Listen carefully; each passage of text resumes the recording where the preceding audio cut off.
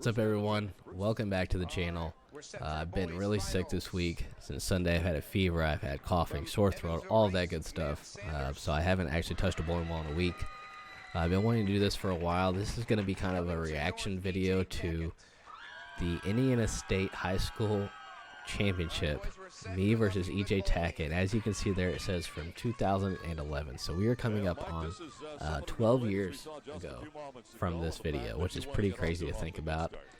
Makes me feel old, but yeah, this would have been in February of 2011 probably, if I had to guess. So that was usually the time we bowled any type of postseason stuff for high school bowling.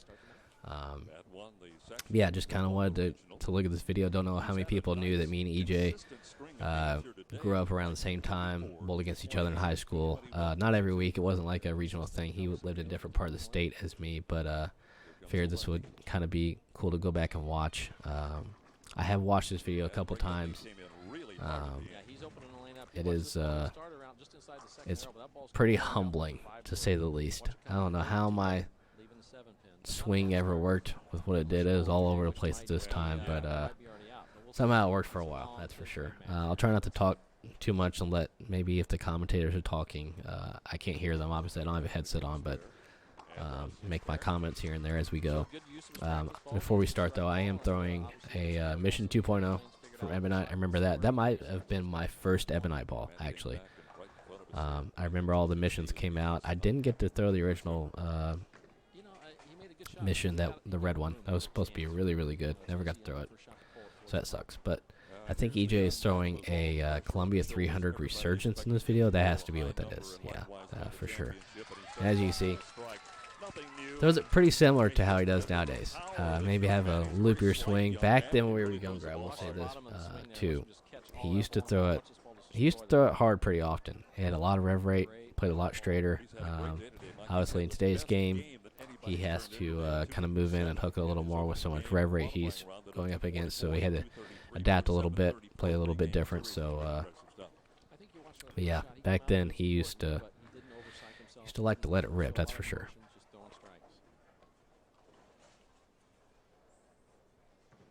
Out of Huntington North High School, and you could see as soon as he let it go, Mike, he didn't. Now going into this, I mean, EJ had just, I think, finished like second, third, first at Team USA trials, something like that. And again, we're a year apart, so I am a junior, 17 years old at this point. EJ would have been 18, and knowing that he did that just a few weeks prior, kind of knew I was in for something. I mean, we were both really, really close in average, if I remember right, for high school that year. I know at our school we used to check every week because they would update the standings throughout the state every week of high team averages, high individual averages, who shot the highest team series that week throughout the state, all that good stuff. Our team was really, really good. So was theirs. I think EJ's team actually won on this day that we bowled. He had, I don't know if this match was before or after, but they used to do everything in the same day. So I don't know if he had already won the team title yet or if it was after this. I have a feeling it was after this. But both of our teams were really good. I think we had won everything up until today. We had won sectionals, regionals, semi-state, all of that good stuff. I think we finished the first spot out of the step ladder, or we would have possibly faced him again, and that would have been even more crazy to look back on, really. How did they let us wear these outfits? Like what are those shirts? Like, I don't know. And if I'm ever wearing khakis again, no, just not doing it. Why was that a thing? Like, I get the old school look, like EJ, yeah, it is what it is, but man, that's just not. You know, why did they make us do that? Perfect shot, though. But you're saying he likes the right lane, Mike, but realistically, aren't they identical? The quality of this video probably won't be super great. Like I said, again, this is, I mean, it's from 2011, which doesn't sound like it's that far away, but this is reposted from YouTube, so hopefully it's not too bad. You guys should be able to get most of it. You can see the scores at the bottom pretty well, so I think mine head is probably covering the names, but you'll be able to find out. Adjustments he can make here. Let's see what he does. Carries a 245 average. That's pretty impressive. That's very impressive. Looks like he caught that one pretty well. Still had the power. Oh, that one, Jerry. Still had the power. He was definitely the favorite. Definitely the crowd favorite because everybody knew that he was really, really good. Nobody knew who I was at this time besides the people that were there to watch me. So, which that was totally fair. I mean, it was EJ had been doing some crazy things, like I said, with Team USA trials and all that stuff this past year. So,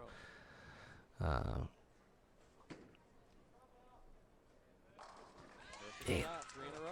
Mission 2.0 was just working. It was working. So where do we stand on the scoreboard here, Mike? He's in the 2 teens right now. It's humbling to go back and see that somehow I can make some shots here and there with that swing because, man, I don't like watching it. Don't like watching it. A lot of the pros will post old school videos of themselves like this, and this is the first time I've done this, so, I mean, like I said, I've seen this video before, but just to watch the swing, I'm pushing it out and away, and it's not really the direction I want it, but at the top of the swing, it actually comes back into the right spot, and I guess that's really all that matters to a point. As long as you can do it the same every time, it somehow got back into the right spot, so we'll just have to take that. Took that break, too. We'll take a trip 6 any day, especially against EJ. I mean, I got to know that I have to strike almost every time. At least it feels like I have to strike almost every time. Not to put any added pressure on myself, but, I mean, like I said, TJ Tackett.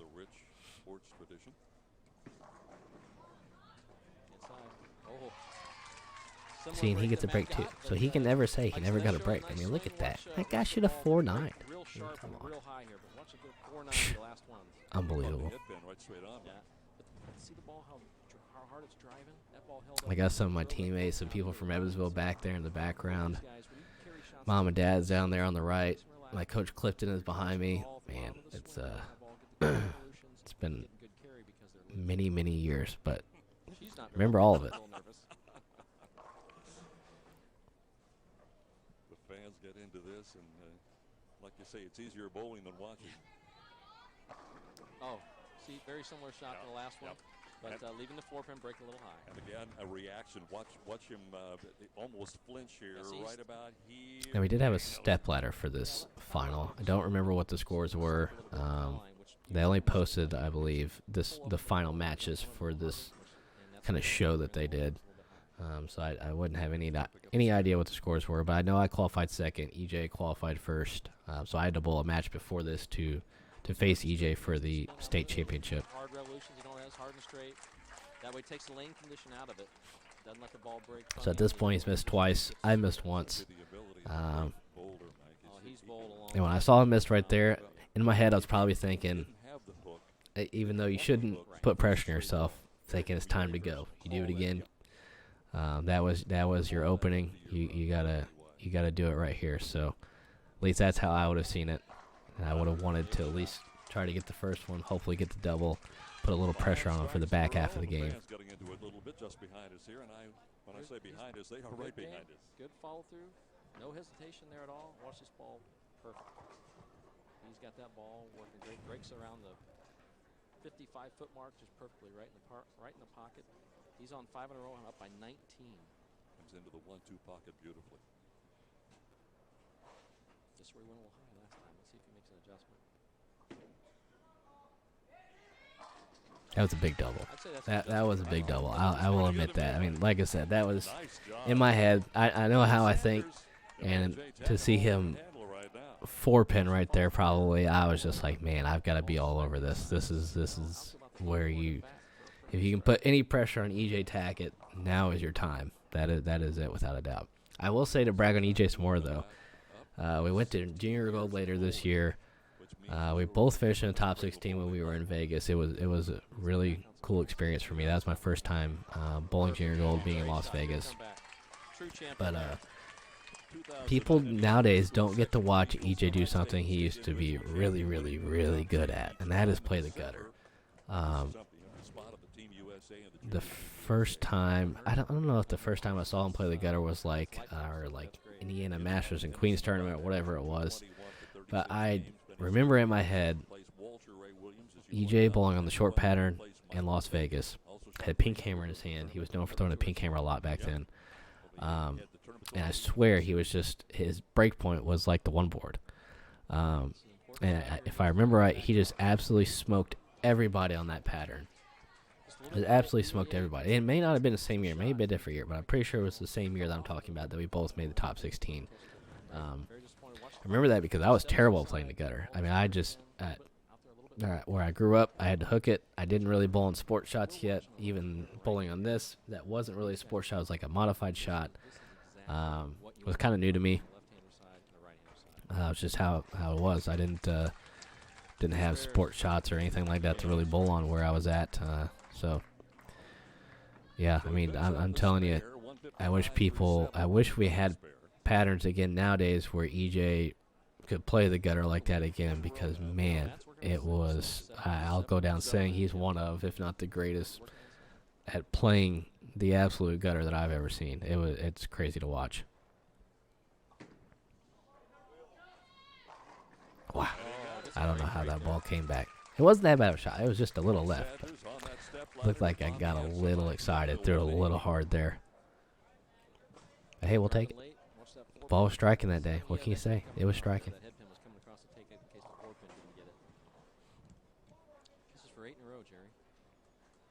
At this point, had 2 frames left. Just got to stay clean. Nothing stupid here.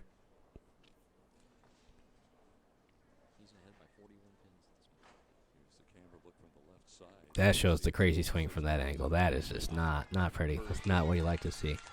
Just amazing stuff. He's got the ball working. Like I said, here it is. Matt sends that Somehow got this one to strike. Good shot, but I probably miss at the bottom or something like that. I used to do that a lot back in the day. Now I do the opposite. There's not really missing at the bottom for me anymore. It's probably hitting it too hard. Back then, I used to have shots like that where I probably didn't stay on balance and just let it go.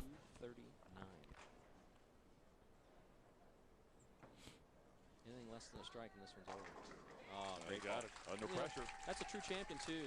EJ coming back, still throwing strikes. He knows he needs them all, but, it's easier said than done when you come from behind. Now, Mike, you say he knows it. Yeah. Is he totally keeping, I mean, the scoreboard is right up above him there, but he's aware of where he stands? If you could hear the commentary during this, Mike Galvey actually should have been commentating this match that we had. He commentates from time to time in some of our NES Scratch Classic tournaments in EJ Bowl. Now they're in Lafayette.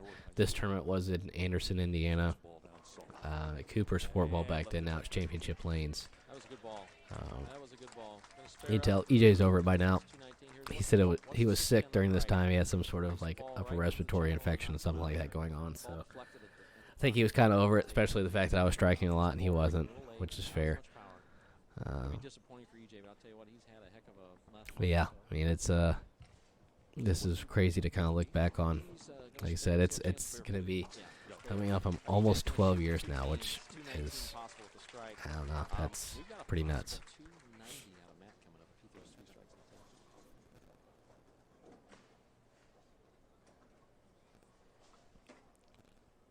I will say that I did finally get to bowl against EJ on TV, even though it wasn't a singles match.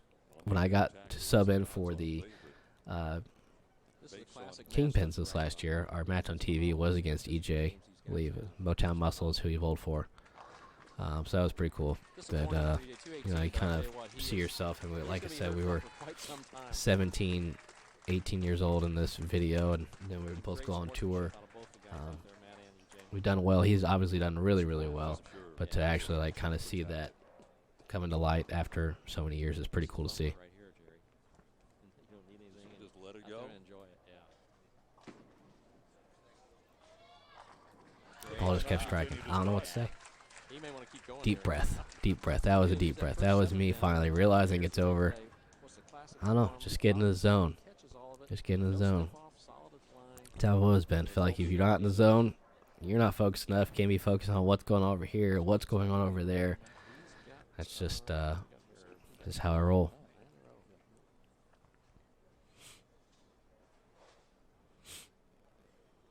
Oh, that swing. That's just not it. I'm glad it doesn't do that right now. you saw He the knows the reaction. smile on his face. Yeah, he knows that. If you watch the reaction of Matt, watch his reaction. Ball's in target. Watch. It doesn't go in. It goes out. Shot was a little bit inside. 7 or 8, and that ball That looked like it was a little bit inside. Yeah. Safe. It's almost an I knew it apology too. move, I knew it. that is. So here we go, the final ball now for this young man. And Never would have thought I would have been going for 11 in a row at any point in this game. Like I said, I mean, going up against EJ, I knew I was going to have to strike. To shoot 290 like that, that was not what I was expecting. I mean, like I said, we both averaged 240s in high school for this year, and I don't know if I'll ever see that again. That's just something crazy to bullet so many centers. To average that for the year that we did was unbelievable. Our teams were really good. We both had amazing years. It's pretty cool to look back on. So almost like the rest of them, just carbon copy. never got to experience going back to state again. I think the next year I lost in semi-state or something like that.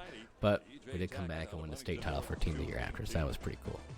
Thanks to everybody from Evansville congratulating me, coaches, everybody, mom, dad are over there. I want to thank you all for watching this video today. Hopefully we'll be back with our regular videos next week with league, all that good stuff. If you haven't already, please go like, comment, or subscribe to the channel. As always, we greatly appreciate it. We'll see you guys next week for the next video.